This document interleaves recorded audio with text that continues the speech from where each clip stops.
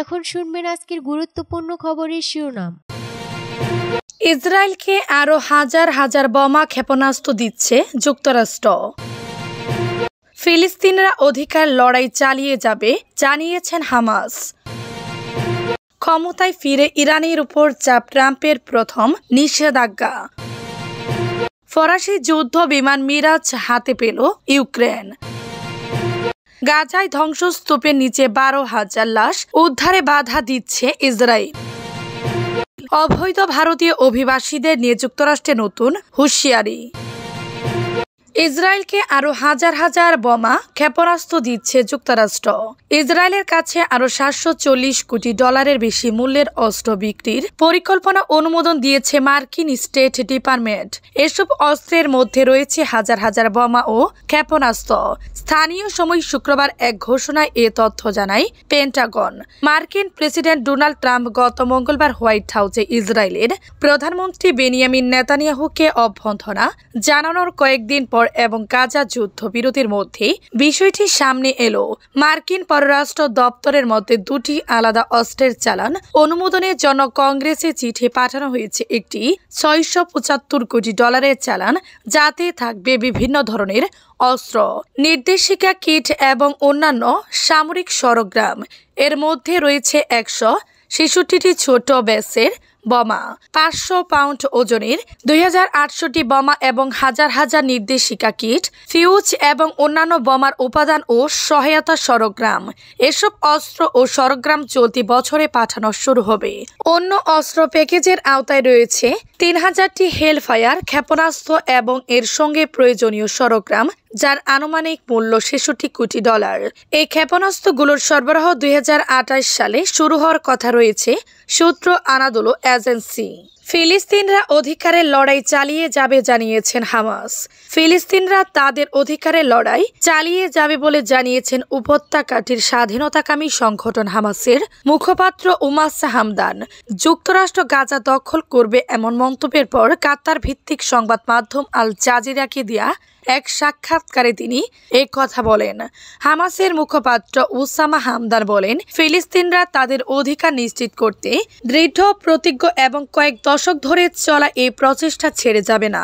তিনি বলেন, যদি আন্তর্জাতিক সম্প্রদায় তাদের কাছে এটি পৌঁছে দেয় তবে ভালো, যদি না হয় তবে তারা প্রতিরোধ চালিয়ে যাবে। তিনি আরো বলেন, 15 মাস ধরে চলা ইসরায়েলি আগ্রাসনের পর এটা স্পষ্ট যে আপনি ফিলিস্তিনি জনগণকে পরাজিত করতে পারবেন না। এই জাতি 75 বছরেরও বেশি সময় ধরে তাদের বৈধ অধিকারের জন্য লড়াই করে আসছে। আমরা হাল ছাড়ব না। ক্ষমতায় ফিরে ইরানের উপর চাপ, ট্রাম্পের প্রথম নিষেধাজ্ঞা। যুক্তরাষ্ট্রের প্রেসিডেন্ট ডোনাল্ড ট্রাম্প হোয়াইট হাউসে ফিরে আসার পর প্রথমবারের মতো ইরানের বিরুদ্ধে কঠোর নিষেধাজ্ঞা আরোপ করেছেন। ট্রাম্প প্রশাসন তেহরানের উপর সর্বোচ্চ চাপ প্রয়োগের কৌশল বাস্তবায়ন করতে চাইছে, যা তার আগের মেয়াদে শুরু হয়েছিল। এবারে নিষেধাজ্ঞায় ইরানের তেল খাতকে বিশেষভাবে লক্ষ্যবস্তু করা হয়েছে। কাতার ভিত্তিক সংবাদ মাধ্যম আল জাজিরার খবরে বলা হয়েছে, গতকাল বৃহস্পতিবার যুক্তরাষ্ট্রের অর্থ মন্ত্রণালয় এই নতুন নিষেধাজ্ঞার ঘোষণা দেয়। এই নিষেধাজ্ঞায় বিশেষভাবে ইরানের তেল খাতকে লক্ষ্যবস্তু করা হয়েছে। এই নিষেধাজ্ঞার আওতায় বেশ কয়েকটি প্রতিষ্ঠান, জাহাজ এবং ব্যক্তি অন্তর্ভুক্ত রয়েছে, যারা এর আগে থেকে যুক্তরাষ্ট্রের নিষেধাজ্ঞার আওতায় থাকা কোম্পানির সঙ্গে সম্পর্কিত। বাইডেন প্রশাসনের সময়ে এ ধরনের নিষেধাজ্ঞা জারি করা হতো, তবে মূলত বিদ্যমান নিষেধাজ্ঞা কার্যকর রাখার উদ্দেশ্যে। যুক্তরাষ্ট্রের অর্থমন্ত্রী স্কট বেসেন্ট এই নিষেধাজ্ঞা প্রসঙ্গে বলেছেন, ইরান তেল বিক্রির মাধ্যমে যে রাজস্ব অর্জন করে তা পারমাণবিক কর্মসূচি, ব্যালিস্টিক ক্ষেপণাস্ত্র, ড্রোন এবং আঞ্চলিক সন্ত্রাসী গোষ্ঠীগুলোকে সহায়তার জন্য ব্যয় করে। তাই ওয়াশিংটন ইরানের এসব কর্মকাণ্ডের জন্য অর্থ সংগ্রহের প্রচেষ্টা কঠোরভাবে প্রতিহত করবে। তবে ইরান তার তেল খাতের উপর আরোপিত নিষেধাজ্ঞা ও রপ্তানি আটকানোর প্রচেষ্টাকে বারবারই ডাকাতি হিসেবে অভিহিত করে আসছে। ফরাসি যুদ্ধবিমান মিরাজ পৌঁছেছে ইউক্রেনে। আগে এই যুদ্ধ বিমান ইউক্রেনকে দেওয়ার অঙ্গীকার করেছিল ফ্রান্স। গতকাল বৃহস্পতিবার ইউক্রেনের প্রেসিডেন্ট ভলোদিমির জেলেনস্কি জানিয়েছেন, নেদারল্যান্ডস থেকে F-16 যুদ্ধ বিমান তাদের কাছে এসে পৌঁছেছে। ফ্রান্স থেকে এসেছে মিরাজ 2005 যুদ্ধ বিমান। জার্মান সংবাদ মাধ্যম ডয়েচে ভেলে তাদের এক প্রতিবেদনে এই খবর জানিয়েছে। খবরে বলা হয়, জেলেনস্কি বলেছেন, আমাদের বিমান বাহিনী ফ্রান্সের যুদ্ধ বিমান হাতে পেয়েছে। আমি এর জন্য ফরাসি ফ্রান্সের প্রেসিডেন্ট ইমানুয়েল ম্যাক্রো ধন্যবাদ জানাতে চাই। তিনি কথা রেখেছেন। ফরাসি প্রতিরক্ষা মন্ত্রী জানিয়েছেন, ইউক্রেনের বিমান বাহিনীর অফিসারদের ফ্রান্সে প্রশিক্ষণ দেওয়া হয়েছে। কিভাবে মিরাজ যুদ্ধ বিমান চালাতে হয় তা শেখানো হয়েছে। এদিন ইউক্রেনের ফাইটার পাইলটরাই ফ্রান্স থেকে ইউক্রেনে এই বিমানগুলি নিয়ে গেছেন। 2024 সালের জুন মাসে ম্যাক্রো জানিয়েছিলেন, ইউক্রেনকে মিরাজ যুদ্ধ বিমান দেওয়া হবে, কিন্তু কতগুলো দেওয়া হবে তা স্পষ্ট করা হয়নি। গাজায় ধ্বংসস্তূপের নিচে 12,000 লাশ উদ্ধারে বাধা দিচ্ছে ইসরায়েল। ইসরায়েলের গণহত্যামূলক অভিযানে ধ্বংসস্তূপে পরিণত হওয়ায় গাজা বিধ্বস্ত বাড়ি ঘরের নিচে অন্তত 12,000 মরদেহ চাপা পড়ে আছে বলে আশঙ্কা প্রকাশ করেছে উপত্যকাটির সরকারি গণমাধ্যম অধিদপ্তর। তেল আবিব যখন এসব ধ্বংসস্তূপ সরানোর জন্য গাজায় ভারী যন্ত্রপাতি প্রবেশে বাধা দিচ্ছে, ঠিক তখনই এলো এমন ঘোষণা।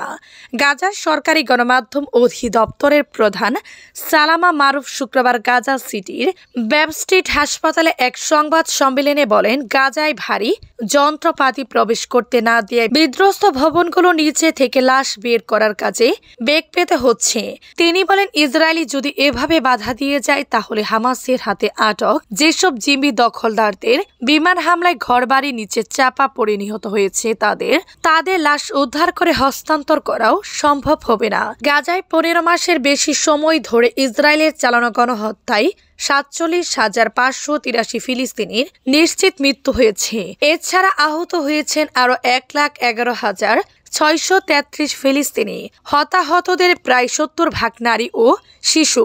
গাজায় হামাসকে ধ্বংস করে জিম্মিদের জীবিত উদ্ধার করার লক্ষ্য অর্জন করতে ব্যর্থ হয়ে গত 15 জানুয়ারি হামাসের সঙ্গে যুদ্ধবিরতি চুক্তি করতে বাধ্য হয়। ওই চুক্তিতে ধ্বংসস্তূপ সরানোর জন্য গাজায় ভারী যন্ত্রপাতি প্রবেশ করতে দেওয়ার কথা থাকলেও সেই প্রতিশ্রুতি অব্যাহতভাবে লঙ্ঘন করে যাচ্ছে তেল আবিব।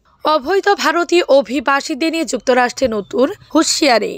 অবৈধ ভারতীয় অভিবাসীদের যেভাবে হাতকড়া পরিয়ে সেনা বিমানে চাপিয়ে দেশে পাঠিয়েছে ডোনাল্ড ট্রাম্পের সরকার, তা নিয়ে তৈরি হয়েছে বিতর্ক। ক্ষোভ প্রকাশ করেছেন ভারতের বিরোধী নেতারা। তার মাঝে ওই অবৈধ অভিবাসীদের বিমানে তোলার একটি ভিডিও সামাজিক মাধ্যমে পোস্ট করেছেন আমেরিকার বর্ডার পেট্রোল ইউএসবিপি এর প্রধান। সেই সঙ্গে তার হুঁশিয়ারি, বেআইনিভাবে আমেরিকায় প্রবেশ করলে তাড়িয়ে ছাড়ব। ইউএসবিপি প্রধান মাইকেল ডব্লিউ ব্যাঙ্কস 24 সেকেন্ডের ভিডিওটি পোস্ট করেছেন।